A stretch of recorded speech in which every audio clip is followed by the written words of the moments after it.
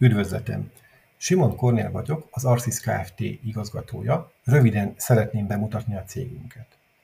A Kft. 2009-ben alakult, kezdettől fogva az IT szoftverfejlesztésre fókuszáltunk.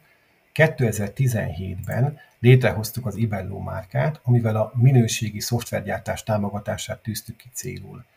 Ezt tükrözi a jelmondatunk is: ha jobbá tesszük a szoftvereket, jobbá tesszük a világot is.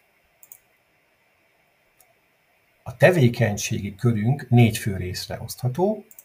Szoftverprojekteken tesztelési, tesztautomatizálási, minőségbiztosítási feladatokat végzünk, van saját gyártású szoftveres eszközünk is, emellett szakértői IT tanácsadással és IT képzésekkel is segítjük az ügyfeleinket. Most beszéljünk egy kicsit a digitalizációs projektekről. Ezek több összetevőből állnak. Vízió és stratégia határozza meg, hogy honnan hová szeretnénk eljutni. A hardware és az infrastruktúra az különösen az ipar és a gyártás területén fontos. A projekteknek valamilyen szoftver kifejlesztése is, vagy bevezetése a részét szokta képezni. Az adatok gyűjtése és megfelelő kezelése is kulcsfontosságú, és ne feledkezzünk meg az emberi tényezőkről, a munkatársak képzéséről és a projektek operatív menedzseléséről sem. A szoftverfejlesztés viszont fontos szerepet tölt be. A hardware eszközöket szoftverek vezérlik, az automatizálás is azok segítségével oldjuk meg, az adatok gyűjtését, meg tisztítását is, az eredményként kapott információt is valamilyen szoftver állítja elő és prezentálja a számunkra. Ezért a szoftverfejlesztés minősége és hatékonysága a projektek sikeressége szempontjából eszenciális.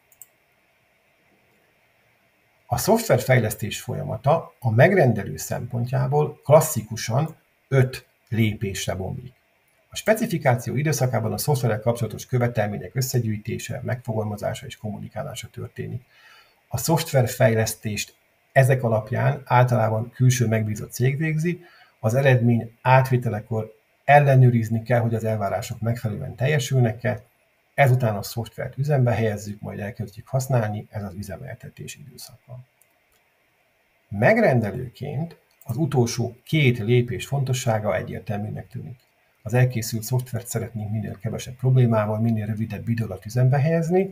Az is fontos, hogy az üzemeltetés ideje alatt ne tapasztaljunk hibákat, a felhasználók minél könnyebben, minél egyszerűbben legyenek képesek használni azt.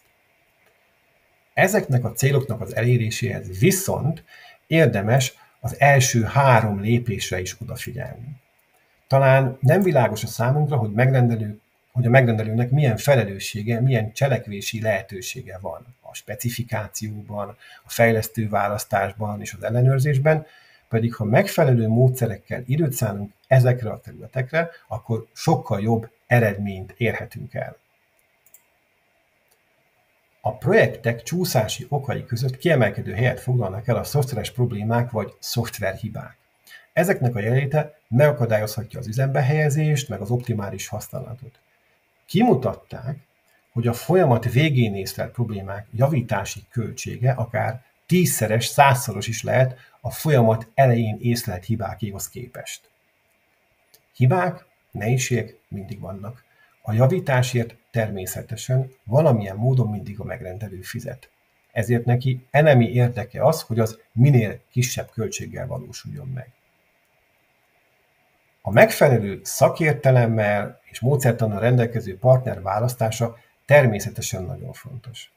De ezen felül a megrendelő részt vehet a korai hibaészlelésben is, a problémák nagy része pedig megfelelő praktikák alkalmazásával egyenesen megakadályozható. A megfelelő szoftverminőség azt is jelenti, hogy a működő szoftver időben minél kevesebb erőforrás felhasználásával és minél olcsóbban áll elő. Ha érdekel, hogy megrendelőként hogyan tehetsz azért, hogy mindez megvalósuljon, akkor légy a vendégünk egy előadás erejéig, ahol bemutatjuk azokat a hasznos módszereket, amik a segítségedre lehetnek.